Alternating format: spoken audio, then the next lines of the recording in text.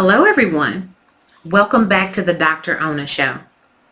The master key that we will be discussing this week is emotional preparedness.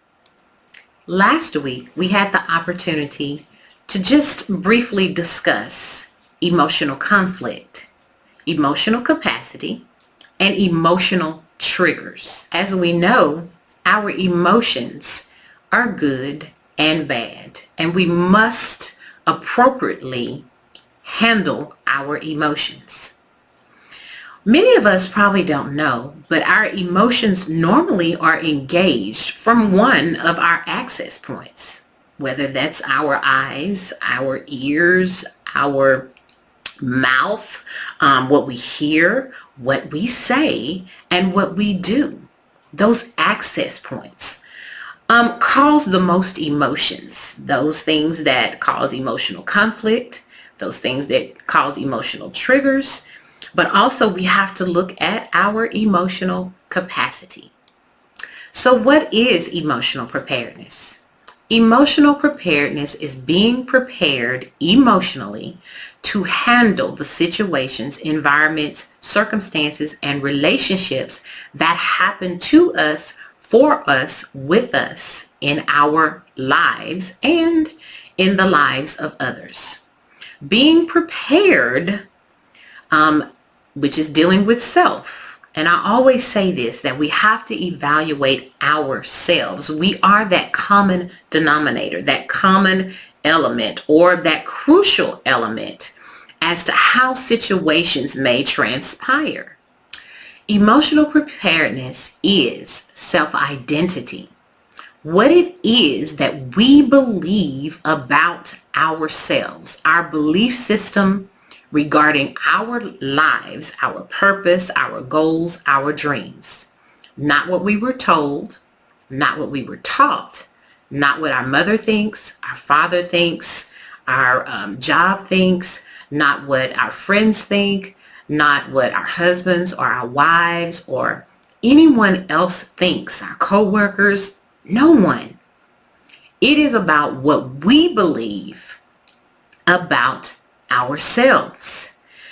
Then the next step to emotional preparedness after self-identity is self-management. How do we manage what we believe about ourselves? How do we manage our belief system about who we are?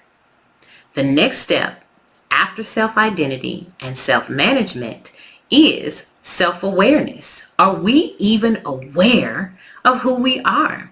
Are we aware of our emotions? Are we aware of what we feel? Are we aware of how we manage our emotions? Are we even aware of who we are and our belief system?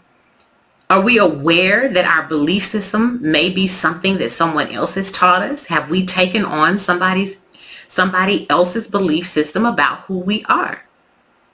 So self-identity, self-management, self-awareness, and then self-leadership. How do we lead our own lives? How do we make those decisions according to our beliefs? Are we making decisions according to those moral principles and standards that we truly believe in? And then the one that I like the most is self-efficacy. Believing and having the confidence that we are competent enough to accomplish our goals and our dreams in whatever task that we may take on or engage in. Self-efficacy says that I have the confidence to believe and stand for what I believe in. I have the confidence and the competence to manage my beliefs appropriately and effectively so that my life can flourish and help flourish the lives of others. Self-management. I'm able to manage my beliefs in a way that it does not become destructive or destroy my life or others. And then self-leadership. I lead my life before I try to lead anyone else's life. I make sure that my decisions that I am making will not negatively impact my life or the lives of others. And then self-efficacy. That is so valuable because we need to know that we are confident, that we are not lacking, that we have everything we need, and we can get the job done. So this week, we are going to take the time to evaluate ourselves and really see what it is that we believe about ourselves. What do we say to ourselves? What is that internal voice that we believe that we are saying to ourselves when we look in that mirror, when we wake up every morning? What do we believe about ourselves? And if you evaluate your belief system and see that there are some things that are just not right, get those checked and deal with them. Why? Because they have a way of showing up in our emotions.